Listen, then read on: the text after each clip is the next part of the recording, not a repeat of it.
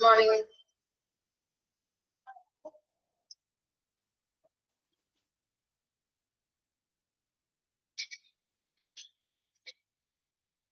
Morning.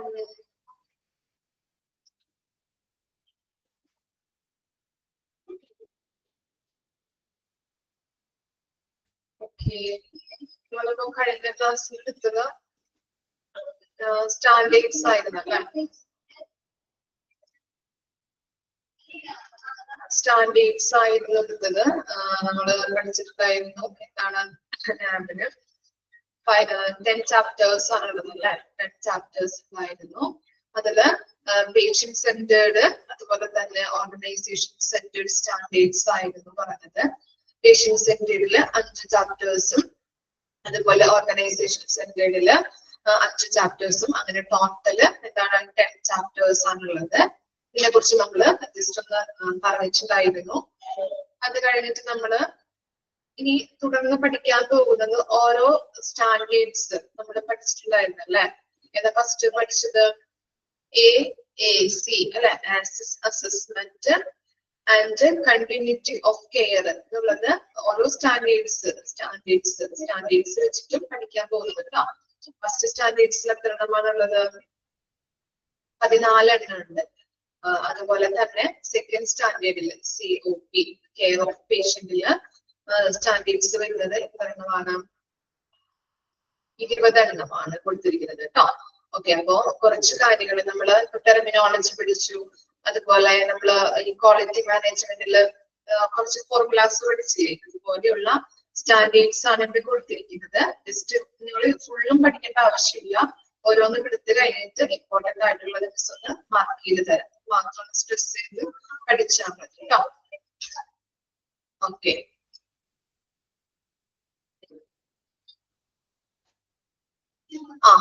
അതൊന്ന് correct ആക്കണേ.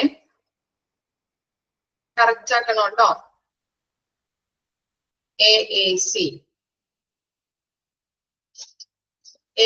ആണ് ചിലതില് ACC എന്നൊക്കെ കൊടുത്തിട്ടുണ്ട്. അപ്പൊ അതൊന്ന് കറക്റ്റ് ആക്കാം കേട്ടോ. ഓക്കെ, AAC ആണ് കേട്ടോ. അതൊന്ന് കറക്റ്റ് ആക്കാം.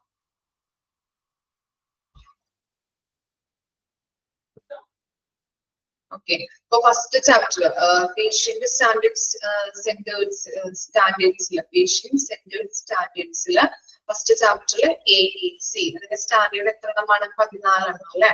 ഓക്കെ, 14 എണ്ണം തന്നെ ഇവിടെ കൊടുത്തിരിക്കുന്നത്. 14 എണ്ണം സ്റ്റാൻഡേർഡ്സ് ഉണ്ട്.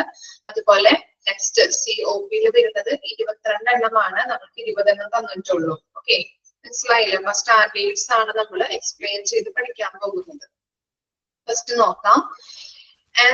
Assessment and continuity of care, AAC. ഇതൊന്ന് കറക്ഷൻ ചെയ്യാം കേട്ടോ, AAC എന്നുള്ളത്. ഓക്കെ, ഫസ്റ്റ് വൺ നോക്കാം. AAC first one. The organization defines and displays the health care services that it provides. The organization defines and displays the health care service that it provides. എന്താ പറയുന്നത് ആ സ്റ്റാൻഡേർഡില്?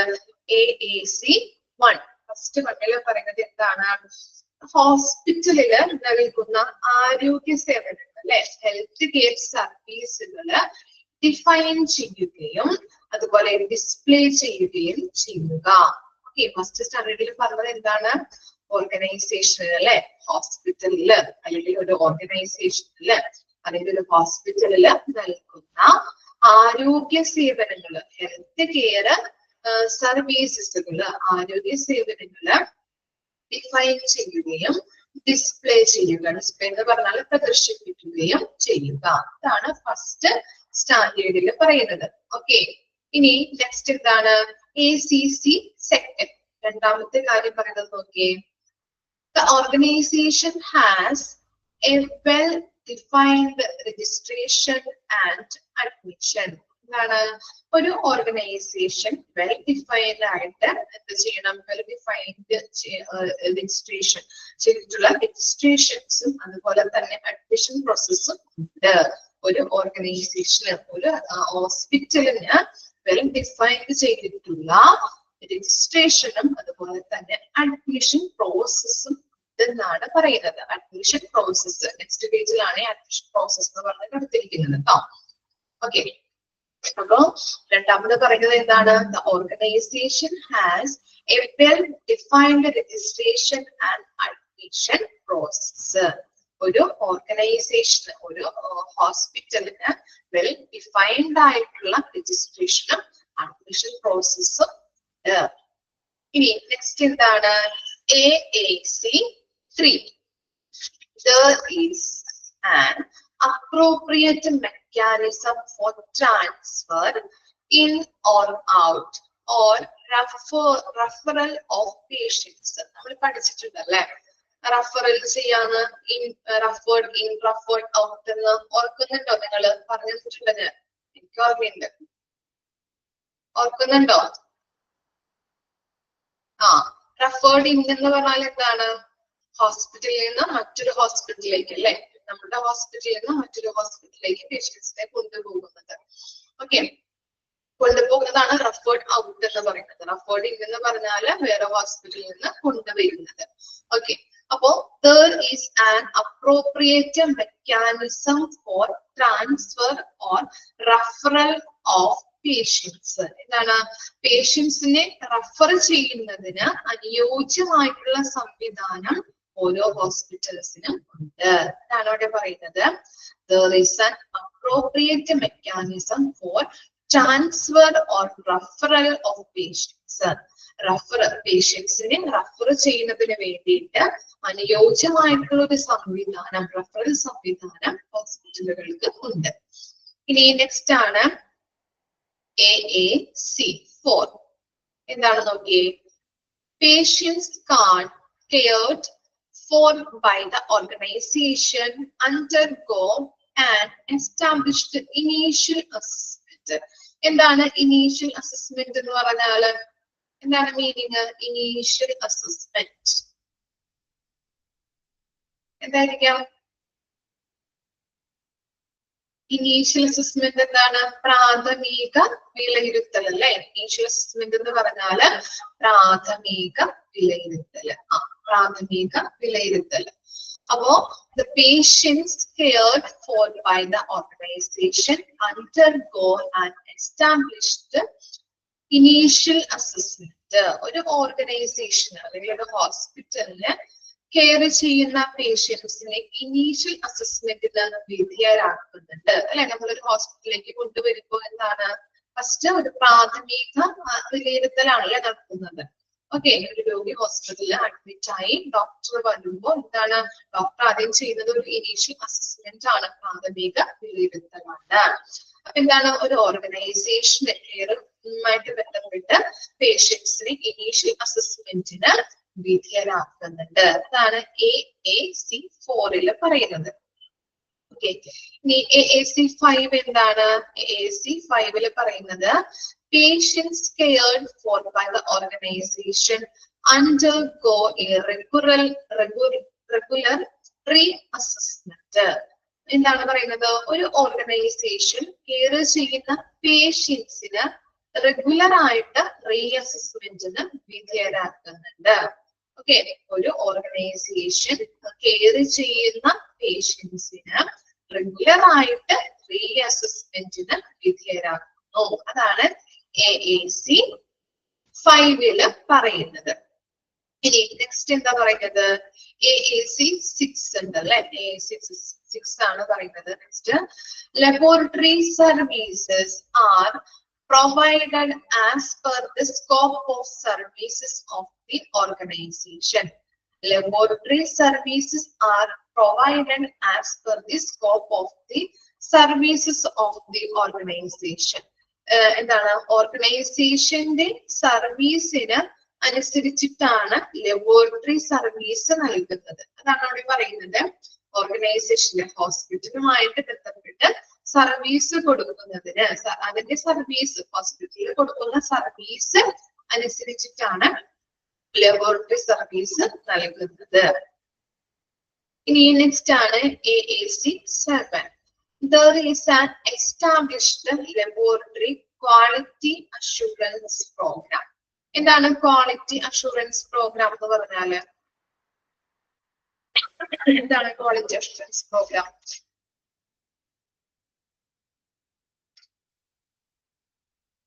എന്താണ് കേട്ടിട്ടുണ്ടോ quality assurance programme?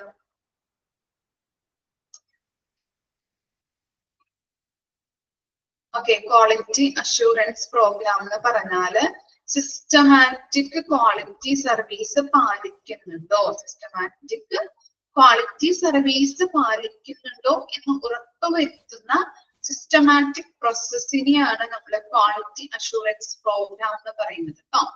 എന്താ പറയുന്നത്? Systematic quality services പാലിക്കുന്നുണ്ടോ എന്ന് ഉറപ്പുവരുത്തുന്ന systematic process ആണ് ക്വാളിറ്റി അഷുറൻസ് പ്രോഗ്രാം എന്ന് പറയുന്നത്. ഓക്കെ, അത് എസ്റ്റാബ്ലിഷ് ചെയ്യുക എന്ന് ഉറപ്പുവരുത്തുക. ഓക്കെ, ക്ലിയർ ആയോ? ഒരു ഓർഗനൈസേഷനിലും അല്ലെങ്കിൽ ഒരു ഹോസ്പിറ്റലിലും അതിന്റെ സർവീസുമായിട്ട് ബന്ധപ്പെട്ട് ക്വാളിറ്റി അഷുറൻസ് പ്രോഗ്രാം ഉണ്ടോ എന്ന് ഉറപ്പുവരുത്തുക. ഇനി എന്താ പറയുന്നത്? There is an established laboratory safety program. അതേതാണ്? AAC എന്നാക്കണം കേട്ടോ. അവിടെ സ്പെല്ലിംഗ് എറർ ഉണ്ട്, പ്രിന്റിംഗ് എറർ ആണ്. അതൊന്ന് AAC ആക്കാം. AAC 8. There is an established laboratory safety program. Okay, laboratory safety program ഉണ്ടെന്ന് ഉറപ്പുവരുത്തുക. അതാണ് 8th സ്റ്റാൻഡേർഡിൽ പറയുന്നത്. ഇനി എന്താണ് നോക്കിയേ? AAC 9. അവിടെ ഒന്ന് സ്പെല്ലിംഗ് മിസ്റ്റേക്ക് ഉണ്ട്. AAC 9 ആക്കാം, AAC 10 ആക്കാം. അതുപോലെ AAC 12 അവിടെ എറർ വന്നിട്ടുണ്ട് കേട്ടോ. AAC 12, AAC 13, AAC 14.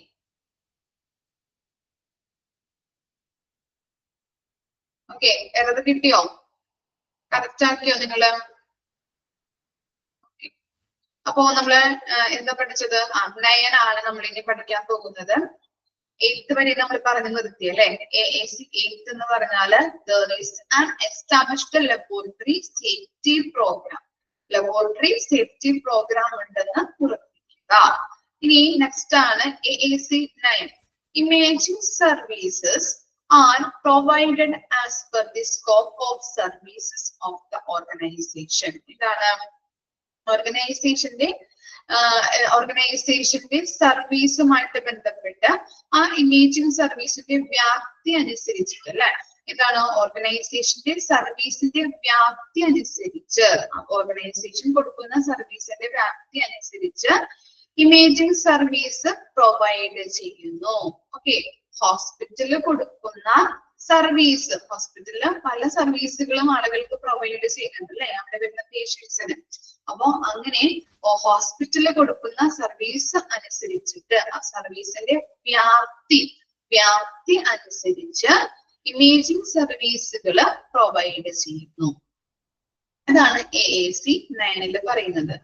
Organisation provide ചെയ്യുന്ന സർവീസിനനുസരിച്ച്, അതിന്റെ വ്യാപ്തി അനുസരിച്ച് ഇമേജിംഗ് സർവീസുകൾ പ്രൊവൈഡ് ചെയ്യുന്നു. ഇനി AAC 10 എന്താണ്?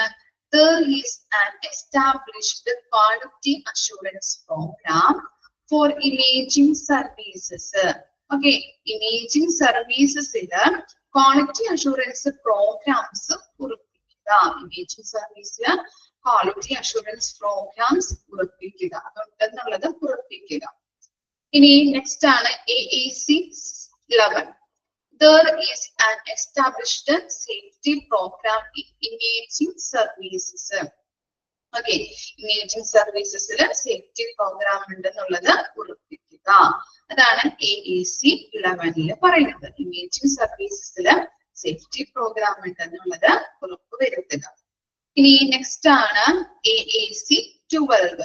Patient care is continually and multidisciplinary. നമ്മള് കൊടുക്കുന്ന പേഷ്യൻസ് കെയർ ഓരോ ഹോസ്പിറ്റലുകാരും കൊടുക്കുമ്പോൾ അത് കണ്ടിന്യൂസ് ആയിട്ട്, തുടർച്ചയായിട്ടും അതുപോലെ തന്നെ മൾട്ടി ഡിസിപ്ലിനറി ആയിട്ട് പ്രൊവൈഡ് ചെയ്യും. ഇപ്പൊ മൾട്ടി ഡിസിപ്ലിനറി എന്ന് പറഞ്ഞാല് ഫോർ എക്സാമ്പിൾ പറയാം, ഒരു സർജറി കഴിഞ്ഞ പേഷ്യൻസ് അല്ലെങ്കിൽ സർജറിയുമായിട്ട് ബന്ധപ്പെട്ട് ഒരു ഡോക്ടർ ആയിരിക്കും ഒരു രോഗിയെ നോക്കുന്നത്. ആണോ? എങ്ങനെയാ നോക്കുന്നത്? ഒരു ഡോക്ടർ ആയിരിക്കോ? ഇല്ല, പലതരം, ചിലപ്പോ 1-2 ഡോക്ടേഴ്സ് അല്ലെങ്കിൽ 3-4 ഡോക്ടേഴ്സ് അദ്ദേഹത്തെ ചെക്ക് ചെയ്തിട്ടാണ് സർജറിക്ക് വിധേയമാക്കുന്നത് അല്ലെ? അപ്പൊ അങ്ങനെ ഓരോ കാര്യങ്ങളും നോക്കി എന്ത് ചെയ്യുന്നുണ്ട്? 1 അല്ലെങ്കിൽ 2 അതിലധികമോ ഡോക്ടേഴ്സ് കൂടി ചേർന്നിട്ടാണ് സർജറി നടത്തുന്നത് അല്ലെ? അങ്ങനെ എല്ലാ കാര്യങ്ങളും നോക്കി കൃത്യമായിട്ട് രോഗിക്ക് എന്തെങ്കിലും പ്രശ്നങ്ങളുണ്ടോ എന്നൊക്കെ നോക്കിയിട്ടാണ് സർജറിക്ക് വിധേയമാക്കുന്നത്. അതാണ് മൾട്ടി ഡിസിപ്ലിനറി എന്ന് പറഞ്ഞ് അവിടെ കൊടുത്തിരിക്കുന്നത്. ഓക്കെ, അപ്പൊ പേഷ്യൻസിന് കൊടുക്കുന്ന കെയർ കണ്ടിന്യൂസ് ആയിട്ട് അതുപോലെ തന്നെ മൾട്ടി ഡിസിപ്ലിനറിയും ആയിരിക്കണം. AAC 30 എന്ന് പറഞ്ഞാൽ എന്താണ്? Organisation has an established discharge procedure. നമുക്കറിയാം എന്താണ്? അഡ്മിറ്റ് ആയി കഴിഞ്ഞിട്ട് 2 അല്ലെങ്കിൽ 3 ആഴ്ച കഴിയുമ്പോൾ എന്താണ്? ഡിസ്ചാർജ് ആവുന്നത്. കൃത്യമായിട്ട് അത് ആ ഡിസ്ചാർജ് പ്രോസസ് കൃത്യമായിട്ട് നടത്തുന്നുണ്ടോ എന്നുള്ളത് ശ്രദ്ധിക്കണം. ഓക്കെ, അതാണ് അവിടെ പറയുന്നത്. Organisation has and established discharge process. Discharge process കൃത്യമായിട്ട് നടക്കുന്നുണ്ടോ എന്നുള്ളത് ഉറപ്പിക്കുക. ഇനി എന്താണ്? AAC 40, the organization defines the content of the discharge summary. Okay, നമ്മള് കണ്ടന്റുകൾ പഠിച്ചിട്ടില്ലേ ഡിസ്ചാർജ് സമ്മറിയുടെ? ഓർമ്മയുണ്ടോ? ഓക്കെ, ഒന്ന് എടുത്ത് വായിച്ചു നോക്കാം കേട്ടോ. കണ്ടന്റ്സ് കറക്റ്റ് ആയിട്ട് അതിലെ കണ്ടന്റുകളെല്ലാം പൂർത്തിയാക്കി കറക്റ്റ് ഡിസ്ചാർജ് സമ്മറി തയ്യാറാക്കുന്നുണ്ടോ എന്നുള്ളത് കറക്റ്റ് ആയിട്ട് ഡിഫൈൻ ചെയ്യുക, കറക്റ്റ് ആയിട്ട് ഉറപ്പിക്കുക. ഓരോ കാര്യങ്ങൾ കറക്റ്റ് ആയിട്ടാണോ ഡിഫൈൻ ചെയ്തിരിക്കുന്നത്, ഓരോ കാര്യങ്ങൾ കറക്റ്റ് ആയിട്ടാണോ ചെയ്തിരിക്കുന്നത് എന്നുള്ളത് ഉറപ്പുവരുത്തുക. ഇതാണ് AAC 40 പറയുന്നത്. ഇത്രയും കാര്യങ്ങളാണ് നമ്മുടെ എന്തില് വരുന്നത്? എന്തിലാ വരുന്നത്? Assessment, access, assessment and continuity of care. Okay, AAC വരുന്നത് കേട്ടോ. 14 സ്റ്റാൻഡേർഡ്സ് ഉണ്ട്. 14 സ്റ്റാൻഡേർഡ്സുമാണ് നമ്മൾ ഇപ്പോ പറഞ്ഞത്. ഇനി ഇമ്പോർട്ടന്റ് ആയിട്ടുള്ളത് മിസ് ഒന്ന് മാർക്ക് ചെയ്ത് തരാം. ഉള്ളത് ജസ്റ്റ് ഒന്ന് മാർക്ക് ചെയ്തോളൂ കേട്ടോ. ഫസ്റ്റ് വൺ AAC 1 പഠിക്കണേ, കൃത്യമായിട്ട് പഠിക്കാം. എന്താണ് AAC 1 പറഞ്ഞിരിക്കുന്നത് അല്ലെങ്കിൽ കൊടുത്തിരിക്കുന്നത്? AAC 1, AAC 2, AAC 2,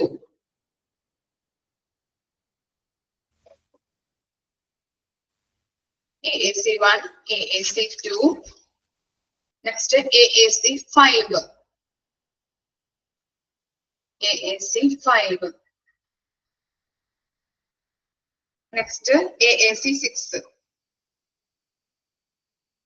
next AAC 6, next one AAC 12, AAC 12, next one AAC 13, AAC 13,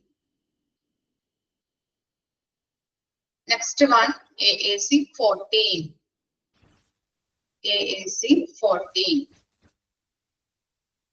ഒന്നുകൂടി പറയാം. AAC 1, AAC 2, AAC 5, AAC 6, AAC 12, AAC 13, AAC 14. Okay, mark ചെയ്തോ?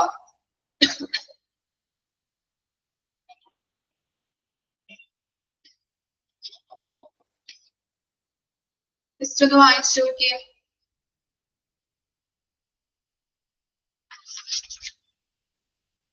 AAC 1 എന്ന് പറഞ്ഞാൽ എന്താണ്? ഹോസ്പിറ്റലിൽ നൽകുന്ന ആരോഗ്യ സേവനങ്ങള് കൃത്യമായിട്ട് ഡിഫൈൻ ചെയ്യുകയും ഡിസ്പ്ലേ ചെയ്യുകയും ചെയ്യുക. ഇനി AAC 2 എന്താ പറഞ്ഞത്? ഓർഗനൈസേഷൻ, ഒരു ഓർഗനൈസേഷനിലെ വെൽ ഡിഫൈൻ ചെയ്തിട്ടുള്ള രജിസ്ട്രേഷനും അഡ്മിഷൻ പ്രോസസ്സും ഉണ്ട്. ഇനി ഏതാ മാർക്ക് ചെയ്തത് നമ്മള്? AAC 5 അല്ലേ? Patients cared for by the organization undergo a regular reassessment. ഒരു ഓർഗനൈസേഷനിൽ കെയർ ചെയ്യുന്ന പേഷ്യൻസിന് റെഗുലർ ആയിട്ട് റീഅസസ്മെന്റിന് വിധേയരാകുന്നു.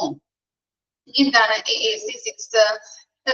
Laboratory services are provided as per the scope of the services of the organization. എന്താണ് ഓർഗനൈസേഷന്റെ സർവീസിന് അനുസരിച്ചിട്ടാണ് ലബോറട്ടറി സർവീസ് നൽകുന്നത്. ഇനി നെക്സ്റ്റ് ഇമ്പോർട്ടന്റ് പോയിന്റ് പറഞ്ഞത് AAC 12 അല്ലെ, patients care is continuous and multi disciplinary. എന്തറിയാലോ? ഇനി AAC 13, the organization has an established discharge process. ഇനി എന്താണ് നമ്മൾ പറഞ്ഞത്? ലാസ്റ്റ് വണ്ണല്ലേ, AAC 14, the organization defines the content of the discharge summary. Clear അല്ലേ? ജസ്റ്റ് ഇമ്പോർട്ടന്റ് ഉള്ളതെങ്കിലും ഒന്ന് ജസ്റ്റ് ഒന്ന് വായിക്കാം കേട്ടോ.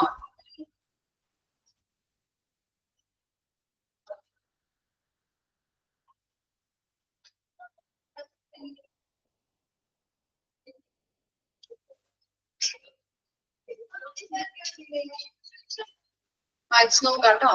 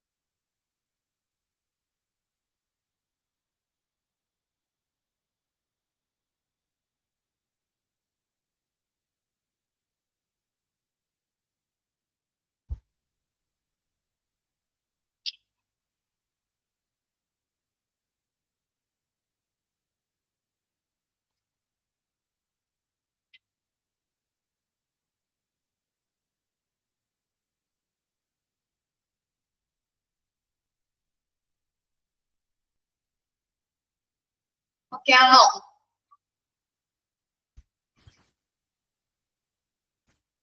നെക്സ്റ്റ് സ്റ്റാർട്ട് ചെയ്ത് നോക്കാം നമുക്ക്.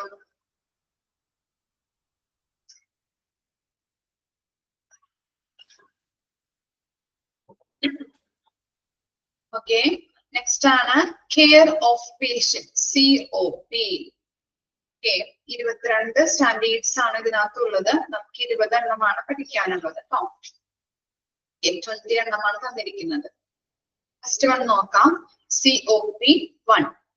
Uniform care to patients is provided in all settings of the organization and is guided by written guidance and the applicable laws and regulations.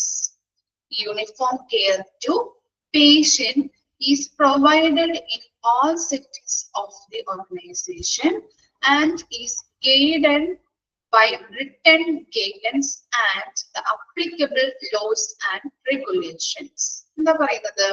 ഓർഗനൈസേഷന്റെ loss അല്ലെ, റിട്ടൺ ചെയ്തിരിക്കുന്ന ഗൈഡൻസ്, അതുപോലെ അപ്ലിക്കബിൾ ആയിട്ടുള്ള ലോസ്, റെഗുലേഷൻസ്, ഇവയൊക്കെ അനുസരിച്ച് വേണം ഒരു യൂണിഫോം കെയർ പേഷ്യൻസിന് കൊടുക്കാനായിട്ട്. യൂണിഫോം കെയർ എന്ന് പറഞ്ഞാൽ എന്താണ്? യൂണിഫോം ഏകീകൃതമായ അല്ലെ, ഏകീകൃതമായ ഒരു കെയർ കൊടുക്കാൻ എങ്ങനെയൊക്കെ കൊടുക്കണം? റിട്ടൺ ചെയ്തിട്ടുള്ള ഒരു ഓർഗനൈസേഷൻ എഴുതി വെച്ചിട്ടുള്ള ഗൈഡൻസ്, അപ്ലിക്കബിൾ ആയിട്ടുള്ള ലോയും റെഗുലേഷൻസും അനുസരിച്ചിട്ട് വേണം യൂണിഫോം കെയർ പേഷ്യൻസിന് പ്രൊവൈഡ് ചെയ്യാൻ വേണ്ടിയിട്ട്. ക്ലിയർ ആയോ? ഓക്കെ, ഓർഗനൈസേഷൻ എഴുതി വെച്ചിട്ടുള്ള ലോസ്, അതുപോലെ തന്നെ ഗൈഡൻസ്, റെഗുലേഷൻസ്, ഇവയൊക്കെ അനുസരിച്ചിട്ട് വേണം ഏകീകൃതമായ ഒരു കെയർ, യൂണിഫോം കെയർ പേഷ്യൻസിന് കൊടുക്കാനായിട്ട്. ഇനി COP 2, emergency services are provided in accordance with the written guidance, applicable laws and regulations. ഇനി എന്താണ് സെക്കൻഡ് പറയുന്നത്? Emergency services are provided in accordance with the written guidance, applicable laws and regulations. എന്താണ് written അല്ലെ, നമ്മൾ എഴുതി വെച്ചിട്ടുള്ള organisation എഴുതി വെച്ചിരിക്കുന്ന ഗൈഡൻസും അപ്ലിക്കബിൾ ലോസും റെഗുലേഷൻസും അനുസരിച്ച് വേണം എമർജൻസി സർവീസ് പ്രൊവൈഡ് ചെയ്യാൻ വേണ്ടിയിട്ട്. ഓക്കെ, എമർജൻസി സർവീസസ് പ്രൊവൈഡ് ചെയ്യുന്നത് എങ്ങനെയാണ്? ഇതനുസരിച്ചിട്ടാണ് റിട്ടൺ ഗൈഡൻസും അപ്ലിക്കബിൾ ലോസും റെഗുലേഷൻസും അനുസരിച്ച് വേണം പേഷ്യൻസിന് എമർജൻസി സർവീസുകൾ പ്രൊവൈഡ് ചെയ്യാൻ വേണ്ടിയിട്ട്. ഇനി COP3 എന്താണ്? Ambulance services ensure safe patient transportation with appropriate care. Ambulance services ensure എന്ന് പറഞ്ഞാൽ എന്താണ്? ഉറപ്പുവരുത്തുക. Safe patient transportation with appropriate care. ഉചിതമായിട്ടുള്ള അല്ലെ, അപ്രോപ്രിയേറ്റ് എന്ന് പറഞ്ഞാല് ഉചിതമായിട്ടുള്ള കെയറോടുകൂടി, അപ്രോപ്രിയേറ്റ് കെയറോടുകൂടി സേഫ് ആയിട്ട് പേഷ്യൻസിനെ സേഫ് ആയിട്ട് ട്രാൻസ്പോർട്ടേഷൻ ചെയ്യാനായിട്ട് ആംബുലൻസ് സർവീസ് ഉണ്ടെന്നുള്ളത് ഉറപ്പുവരുത്തുക. ഓക്കെ, ആംബുലൻസ് സർവീസിൽ കൊണ്ടുപോകുന്ന പേഷ്യൻസിന് ഒരു സേഫ്റ്റി ഉറപ്പുവരുത്തുക. അപ്രോപ്രിയേറ്റ് കെയർ കൊടുത്തുകൊണ്ട്, ഉചിതമായ കെയർ കൊടുത്തുകൊണ്ട് അതില് സർവീസ് ഈ ആംബുലൻസ് സർവീസിൽ കൊണ്ടുപോകുന്ന പേഷ്യൻസിന് സേഫ്റ്റി ഉറപ്പുവരുത്തണം. ഇനി എന്താണ്? COP4. The organization plans and implements mechanism for the care of patients during community emergencies, epidemics and other disaster. Okay, അപ്പോ ഈ എമർജൻസീസ് അറിയാലോ, എന്തെങ്കിലും എമർജൻസി വരികയാണെങ്കിൽ അതുപോലെ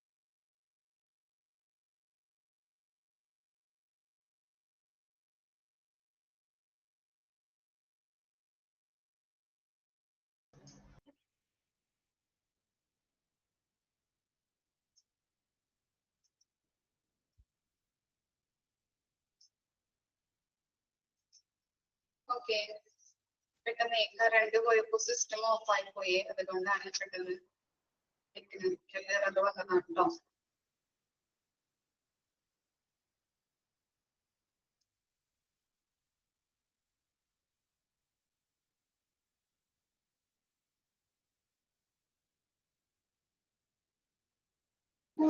നമ്മൾ ഫോർത്ത് വൺ ആണല്ലേ പറഞ്ഞുകൊണ്ടിരുന്നത്, COP4. The organization plans and implements mechanism for the care of patients during community emergencies, epidemics and other disaster. Disaster എന്താണ്? ഡിസാസ്റ്റർ എന്ന് പറഞ്ഞാല് പഠിച്ചിട്ടില്ലേ നമ്മള്? എന്താണ് ഡിസാസ്റ്റർ മീനിങ്? ദുരന്തങ്ങള്. അതുപോലെ തന്നെ എപ്പിഡമിക് എന്ന് പറഞ്ഞാൽ എന്താ? Epidemic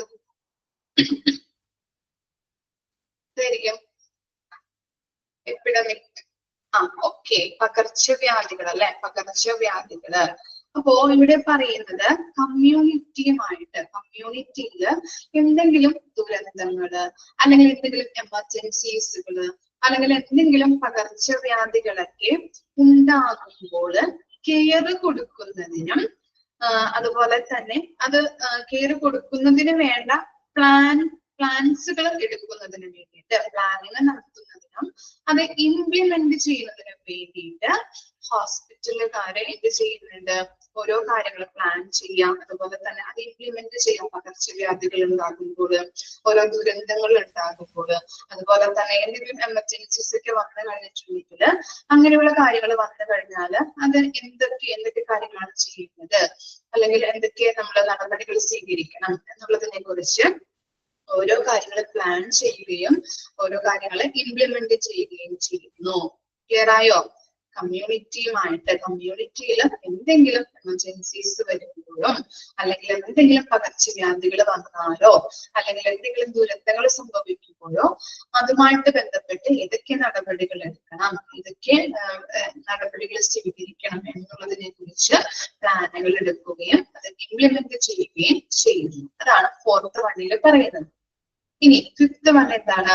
cardio pulmonary resuscitation service are provided uniformly across the organization. Cardiac pulmonary resuscitation service are provided uniformly across the organization. എന്താ പറയുന്നത്? ഓർഗനൈസേഷനിലൂടെ cardio pulmonary resuscitation service provide ചെയ്യുന്നു. ഓക്കെ, ഓർഗനൈസേഷനിലൂടെ കാർഡിയോ പൾമണറി റെസിസ്റ്റേഷൻ സർവീസുകള് provide ചെയ്യുന്നുണ്ട്. ഇനി sixth one എന്താണ്? Nursing care is provided to patients in the organisation in consensus with clinical protocol. Okay, അപ്പൊ എന്താണ്? Nursing care is provided to patients in the organisation in consonance with clinical protocols അല്ലെ. അപ്പൊ എന്താണ്? ഈ clinical പ്രോട്ടോകോൾസുകൾക്ക് അനുസൃതമായി വേണം ഓരോ ഓർഗനൈസേഷനും നഴ്സിംഗ് കെയർ കൊടുക്കാനായിട്ട്. ഓക്കെ, മനസ്സിലായോ? ക്ലിനിക്കൽ പ്രോട്ടോകോൾസിന് അനുസൃതമായിട്ട് വേണം ഓർഗനൈസേഷൻസ് നഴ്സിംഗ് കെയർ പ്രൊവൈഡ് ചെയ്യാനായിട്ട്. അതാണ് സിക്സ്ത് വൺ പറയുന്നത്. ക്ലിനിക്കൽ പ്രോട്ടോകോൾസ് അനുസൃതമായിട്ട് വേണം നഴ്സിംഗ് കെയർ ഓർഗനൈസേഷൻസ് പ്രൊവൈഡ് ചെയ്യാൻ. ഇനി COP7 clinical procedures are performed safely. എന്താണ് നമുക്കറിയാം അല്ലെ? ക്ലിനിക്കൽ പ്രൊസീജിയേഴ്സ് സുരക്ഷിതമായിട്ട് സേഫായിട്ട് പെർഫോം ചെയ്യണം. ഓക്കെ, അതാണ് സെവൻത് വണ്ണിൽ പറയുന്നത്. Clinical procedures are performed safely. Clinical procedures സേഫായിട്ട് പെർഫോം ചെയ്യാം. ഇനി എയ്ത്ത് വൺ എന്താണ്? Transfusion service are provided as per the scope of services of the organization safely. നമ്മൾ പഠിച്ചിരുന്നു അല്ലെ ഡിപ്ലോമയിലെ ട്രാൻസ്ഫ്യൂഷൻ സർവീസസ്. എന്തുമായിട്ട് റിലേറ്റ് ചെയ്തതാണ്? ട്രാൻസ്ഫ്യൂഷൻ. Very good. ബ്ലഡുമായിട്ട് അല്ലെ ട്രാൻസ്ഫർ ചെയ്തത്. ഓക്കെ, ബ്ലഡ് ബാങ്കിലൊക്കെ പഠിച്ചിട്ടുണ്ട് നമ്മൾ. ഓക്കെ, അപ്പൊ transfusion services are provided as per the scope of services of the organisation safely. ഓർഗനൈസേഷന്റെ പരിധിക്ക് അനുസരിച്ച് ട്രാൻസ്ഫ്യൂഷൻ സർവീസുകൾ സുരക്ഷിതമായിട്ട് നടപ്പിലാക്കണം. ഓർഗനൈസേഷന്റെ പരിധിക്കനുസരിച്ച് ട്രാൻസ്ഫ്യൂഷൻ സർവീസുകൾ സുരക്ഷിതമായിട്ട് വേണം നടപ്പിലാക്കാനായിട്ട്.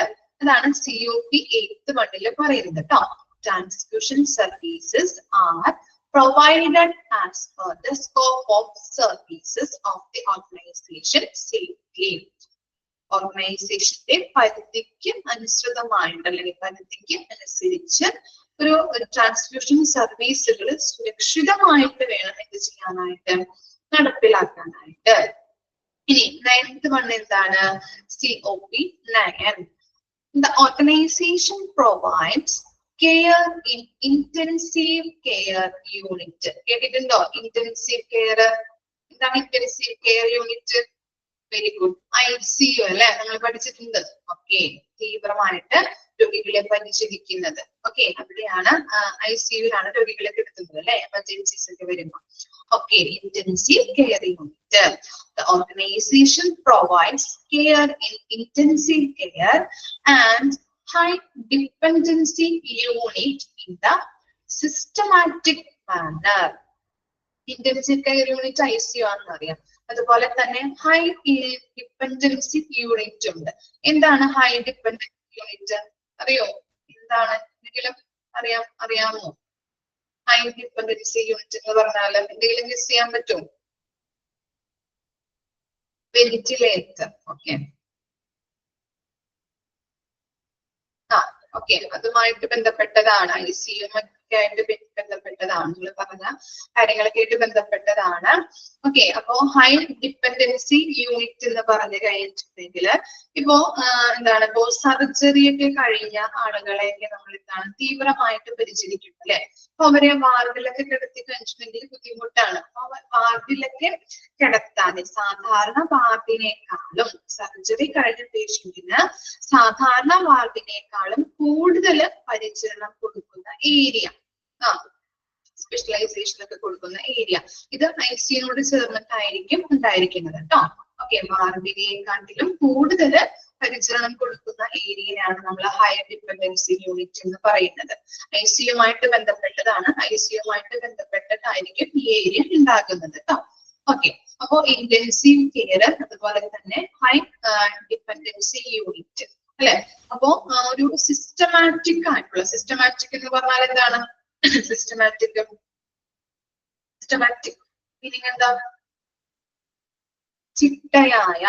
ഓക്കെ, സിസ്റ്റമാറ്റിക് എന്ന് പറഞ്ഞാല് ചിട്ടയായ ഒരു രീതിയിൽ അല്ലെങ്കിൽ ചിട്ടയായ സിസ്റ്റമാറ്റിക് മാനറിൽ വേണം ഓർഗനൈസേഷൻ ICUവും അതുപോലെ തന്നെ ഹൈ ഡിപ്പെൻഡൻസി യൂണിറ്റും എന്ത് ചെയ്യാനായിട്ട്? രോഗികൾക്ക് കെയർ പ്രൊവൈഡ് ചെയ്യാനായിട്ട്. ഓക്കെ, ICUവും അതുപോലെ തന്നെ ഒരു ചിട്ടയായിട്ടുള്ള സിസ്റ്റമാറ്റിക് മാനറില് ഓർഗനൈസേഷൻ ICUവും അതുപോലെ തന്നെ ഡിപ്പെൻഡൻസ് കെയർ യൂണിറ്റും രോഗികൾക്ക് കെയർ പ്രൊവൈഡ് ചെയ്യാനായിട്ട് ഒരു ചിട്ടയായ മാനറിൽ വേണം അവർക്ക് രോഗികൾക്ക് കെയർ പ്രൊവൈഡ് ചെയ്യാൻ. എന്തൊക്കെ? ICU ആയാലും അതുപോലെ തന്നെ ഹൈ ഡിപ്പെൻഡൻസി യൂണിറ്റ് ആയാലും ഒരു സിസ്റ്റമാറ്റിക് ആയിട്ടുള്ള മാനറിൽ വേണം കെയറുകൾ പ്രൊവൈഡ് ചെയ്യാനായിട്ട്. ഇനി COP 10 എന്താണ്? Organisation provide safe obstructive care. എന്താണ് ഒബ്സ്ട്രക്റ്റീവ് കെയർ എന്ന് പറഞ്ഞാല്? ഒബ്സ്ട്രക്റ്റീവ് കെയർ എന്തായിരിക്കും മീനിങ്? പ്രഗ്നൻസിയുമായിട്ടല്ലേ, ഗൈനോക്കോളജി, പ്രഗ്നൻസിയുമായിട്ട് റിലേറ്റ് ചെയ്തത് അല്ലെ. ഓക്കെ, പ്രസവാനന്തര ചികിത്സ. ഓക്കെ, അപ്പോ ഒബ്സ്ട്രക്റ്റീവ് കെയർ എന്ന് പറഞ്ഞാല് പ്രസവാനന്തര ചികിത്സ, പ്രഗ്നന്റ് അല്ലെങ്കിൽ ഗൈനോക്കോളജിയുമായിട്ട് ബന്ധപ്പെട്ടതാണ്. അപ്പോ ഒരു സേഫ് ആയിട്ടുള്ള ഒരു പ്രസവ ചികിത്സ വേണം എന്ത് ചെയ്യാനായിട്ട്? ഓർഗനൈസേഷൻ പ്രൊവൈഡ് ചെയ്യാനായിട്ട്. അതാണ് COP 10th മണ്ടിൽ പറയുന്നത്. Organisation provide safe obstetric care. Safe ആയിട്ടുള്ള ഒരു പ്രസവ ചികിത്സ വേണം ഓർഗനൈസേഷൻസ് പ്രൊവൈഡ് ചെയ്യാനായിട്ട്. ഇനി 11th വൺ എന്താണ്? Organisation provide safe paediatric service. എന്തുമായിട്ട് ബന്ധപ്പെട്ടതാണ് പീഡിയാട്രിക്? ചൈൽഡുമായിട്ട്, വെരി ഗുഡ്, ചൈൽഡുമായിട്ട് ബന്ധപ്പെട്ടതാണ് അല്ലെ, ചിൽഡ്രനായിട്ട് ബന്ധപ്പെട്ടതാണ്. പീഡിയാട്രിക് സർവീസ് ഓർഗനൈസേഷൻ കൊടുക്കുമ്പോൾ എങ്ങനെയാണ് കൊടുക്കണം? സേഫ് ആയിട്ട് അല്ലെ, ഒരു സുരക്ഷിതത്തോടുകൂടി സുരക്ഷിതമായ രീതിയിൽ വേണം കുട്ടികൾക്ക് സർവീസ് പ്രൊവൈഡ് ചെയ്യാനായിട്ട്. അതാണ് 11th വണ്ണില് പറയുന്നത്. ഇനി 12 എന്താണ് നോക്കിയേ? COP 12 എന്താണ്? Procedural sedation is provided consistently and safely. Okay, procedural sedations അറിയാലോ, അറിയാം. സെഡേഷൻസ് കൊടുക്കുന്നത് എന്തിനു വേണ്ടിയിട്ടാണ്? ഓപ്പറേഷൻ തിയേറ്ററിൽ അല്ലെ. ഓക്കെ, രോഗികൾക്ക് ഓപ്പറേഷൻ ചെയ്യാനായിട്ട് സർജറിയുമായിട്ട് ബന്ധപ്പെട്ടിട്ടാണ് നമ്മള് സെഡേഷൻസ് കൊടുക്കുന്നത് അല്ലെ. അങ്ങനെ പ്രൊസീജിയർ സെഡേഷൻസ് കൊടുക്കുമ്പോൾ അത് സേഫ്റ്റിയും അതുപോലെ തന്നെ കൺസിസ്റ്റന്റ്ലി എന്ന് പറഞ്ഞാല് സ്ഥിരമായിട്ട് അല്ലെ, സ്ഥിരമായിട്ടും അതുപോലെ തന്നെ സേഫ്റ്റി ആയിട്ട് വേണം അതിന്റെ പ്രൊസീജിയർ സെഡേഷൻ പ്രൊവൈഡ് ചെയ്യാനായിട്ട് രോഗികൾക്ക്. ഓക്കെ, കൺസിസ്റ്റന്റ് ആയിട്ടും സേഫ്റ്റിയുമായിട്ട് പ്രൊവൈഡ് ചെയ്യണം. ഇനി COP 13 എന്താണ്? Anaesthesia services are provided in the consistent and safe manner. അപ്പൊ എന്താണ്? അനസ്തീഷ്യകൾ കൊടുക്കാറുണ്ട് അല്ലെ നമ്മള്. ഓക്കെ, ഓപ്പറേഷൻ അതുപോലെ ഡെലിവറി അല്ലെ, C-section ഒക്കെ നമ്മള് ചെയ്യാറുണ്ട്. ഓപ്പറേഷൻ സർജറിയുമായിട്ട് ബന്ധപ്പെട്ടിട്ടൊക്കെയാണ്. ഓക്കെ, അപ്പൊ അനസ്തീഷ്യ സർവീസുകൾ നമ്മൾ പ്രൊവൈഡ് ചെയ്യുമ്പോൾ അത് കൺസിസ്റ്റന്റ് ആയിട്ടും സേഫ്റ്റിയുമായിട്ട് വേണം രോഗികൾക്ക് പ്രൊവൈഡ് ചെയ്യാനായിട്ട്. അതാണ് COP 13 പറയുന്നത് കേട്ടോ.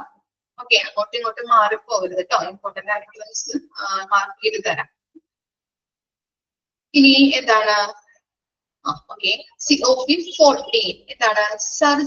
Surgical services are provided in a consistent and safe manner. അറിയാലോ, സർജിക്കൽ സർവീസസ് പ്രൊവൈഡ് ചെയ്യുമ്പോൾ സ്ഥിരമായിട്ടല്ലേ, ഒരു സ്ഥിരതയോട് കൂടിയിട്ടും അതുപോലെ തന്നെ എന്താണ് സേഫ്റ്റിയുമായിട്ട് വേണം രോഗികൾക്ക് പ്രൊവൈഡ് ചെയ്യാനായിട്ട്. ഇനി 15 നോക്കാം. COP 15. The organ transplant program is carried out safely. അറിയാലോ, ഓർഗൻസ് ട്രാൻസ്പ്ലാന്റ് ചെയ്യുന്നല്ലേ, ആരെങ്കിലൊക്കെ ചെയ്തിട്ടുണ്ടോ? ഓർഗൻസ് ഇല്ല. ഓക്കെ, അപ്പോ അങ്ങനെ ട്രാൻസ്പ്ലാന്റ് ചെയ്യുന്ന പ്രോഗ്രാംസ്, ഓർഗൻ ട്രാൻസ്പ്ലാന്റ് പ്രോഗ്രാംസ് നല്ല രീതിയിൽ എന്താണ് ചെയ്യേണ്ടത്? സേഫ് ആയിട്ട്, സേഫ്റ്റി രോഗികൾക്ക് ഒരു പ്രശ്നവും കൂടാതെ സേഫ്റ്റി വേണം അതിന്റെ പ്രൊസീജിയേഴ്സ് ഒക്കെ ചെയ്യാനായിട്ട്. അതാണ് COP 15 വരുന്നത്. ഇനി COP 16 വരുന്നത് നോക്കിയേ. The organization identifies and manage patients who are at high risk of morbidity or mortality. Okay, morbidity എന്ന് പറഞ്ഞാൽ എന്താണ്? മോർബിഡിറ്റി എന്ന് പറഞ്ഞാല് ഓക്കെ, രോഗസാധ്യത എന്നാണ് കേട്ടോ. അവിടെ മോർബിഡിറ്റി എന്ന് പറഞ്ഞാൽ രോഗസാധ്യത. മോർട്ടാലിറ്റി അറിയാലോ, നമുക്കറിയാം. മോർട്ടാലിറ്റി റേറ്റ് ഒക്കെ നമ്മൾ പഠിച്ചതാണ് അല്ലെ. ഡെത്ത്, മരണനിരക്ക്, മരണം. ഓക്കെ, അപ്പോ മോർബിഡിറ്റി എന്ന് പറഞ്ഞാല് മരണസാധ്യത, രോഗസാധ്യത. മോർട്ടാലിറ്റി മരണനിരക്ക്, മോർട്ടാലിറ്റി റേറ്റ് ഒക്കെ പഠിച്ചിട്ടുണ്ട്, മരണവുമായിട്ട് ബന്ധപ്പെട്ടത്. അപ്പൊ എന്താണ്? ഇപ്പൊ ഹൈ റിസ്ക് ഉള്ള പേഷ്യൻസ് ഉണ്ടാവുമല്ലോ, മരണസാധ്യത അല്ലെങ്കിൽ മരിക്കാനായിട്ട് കിടക്കുന്ന പേഷ്യൻസ്, അതുപോലെ രോഗസാധ്യത ആയിട്ടുള്ള പേഷ്യൻസ്, അവരെയൊക്കെ ഐഡന്റിഫൈ ചെയ്യുകയും അങ്ങനെയുള്ള പേഷ്യൻസിനെ, മരണസാധ്യത അല്ലെങ്കിൽ രോഗസാധ്യതയുള്ള പേഷ്യൻസിനെ ഐഡന്റിഫൈ ചെയ്യുകയും മാനേജ് ചെയ്യുകയും ചെയ്യുന്നതാണ് COP 16 പറയുന്നത്. The organization identifies and manage patients who are at higher risk of morbidity or mortality. മരണസാധ്യത അല്ലെങ്കിൽ രോഗബാധിതരായിട്ടുള്ള ഹൈ റിസ്ക് ആയിട്ടുള്ള പേഷ്യൻസിനെ കണ്ടെത്തുകയും അവരെ മാനേജ് ചെയ്യുകയും ചെയ്യുന്നതാണ് COP 16 പറഞ്ഞു വരുന്നത്. ഇനി ഏതാണ് COP 17? ഏതാണ്? Pain management for patients is done in a consistent manner. Pain management അറിയാലോ, വേദനകൾ അല്ലെ, പെയിൻ മാനേജ് ചെയ്യുന്ന പ്രോസസ്സ് രോഗികൾക്ക് മാനേജ് എന്താണ് പെയിൻ മാനേജ് ചെയ്യുന്നത് എങ്ങനെയൊക്കെയാണ്? എക്സാമ്പിൾ പറയാൻ പറ്റുമോ? എങ്ങനെയൊക്കെ ആയിരിക്കും വേദന കുറയ്ക്കുന്നത്? പെയിൻ കില്ലേഴ്സ് കൊടുത്തിട്ടല്ലേ, അല്ലെ, മരുന്നുകള് അല്ലെ, പെയിൻ കില്ലേഴ്സ് കൊടുക്കാം. അതുപോലെ തന്നെ ഇപ്പോ ഫിസിക്കലായിട്ടുള്ള തെറാപ്പികൾ ചെയ്യാം. അങ്ങനെ പല കാര്യങ്ങളിലൂടെയും പെയിൻ മാനേജ്മെന്റ് ചെയ്യുന്നുണ്ട് കേട്ടോ ഹോസ്പിറ്റൽസ്.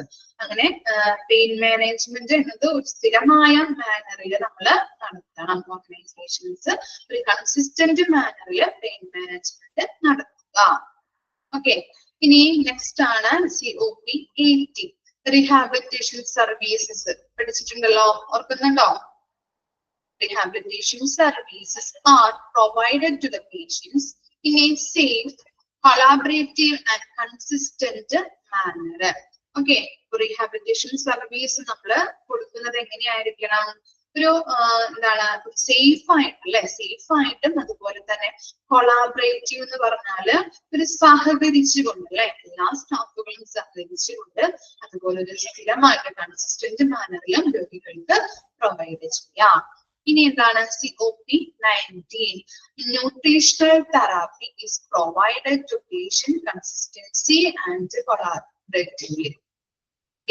സഹകരിച്ചുകൊണ്ടും അതുപോലെ തന്നെ സ്ഥിരമായിട്ടുള്ള രീതിയിലും എന്ത് ചെയ്യണം? ഒരു കൺസിസ്റ്റന്റ് മാനറിലും രോഗികൾക്ക് ന്യൂട്രീഷണൽ തെറാപ്പി പ്രൊവൈഡ് ചെയ്യാം. ഇനി ലാസ്റ്റ് വന്നാണ് COP 20. എന്താണ്? End of the life care is provided in a compassionate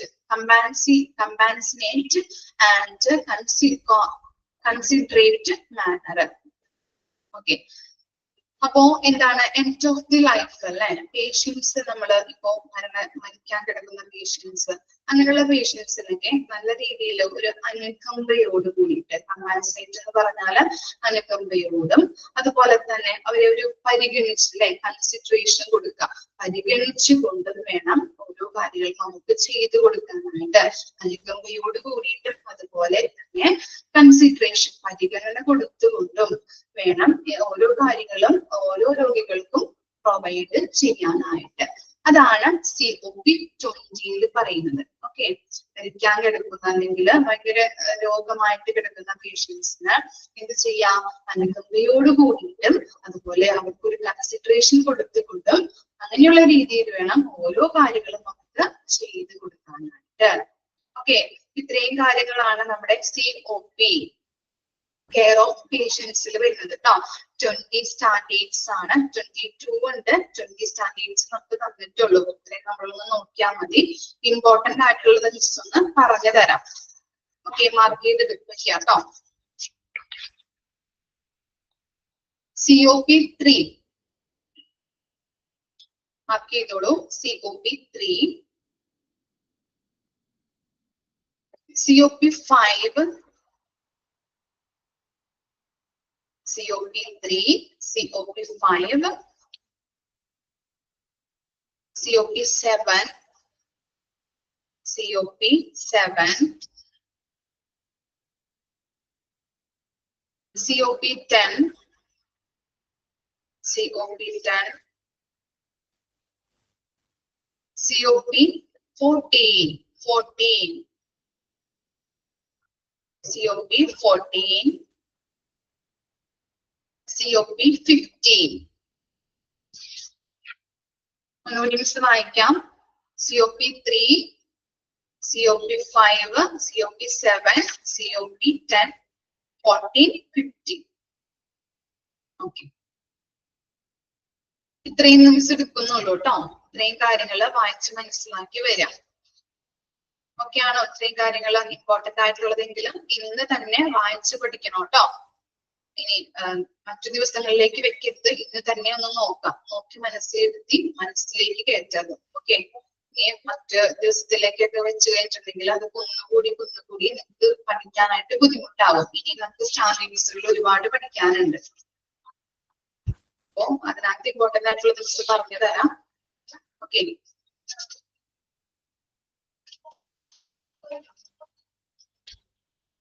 okay, ഇത്രയും പറഞ്ഞതിൽ ഡൗട്ട് വല്ലതും ഉണ്ടോ?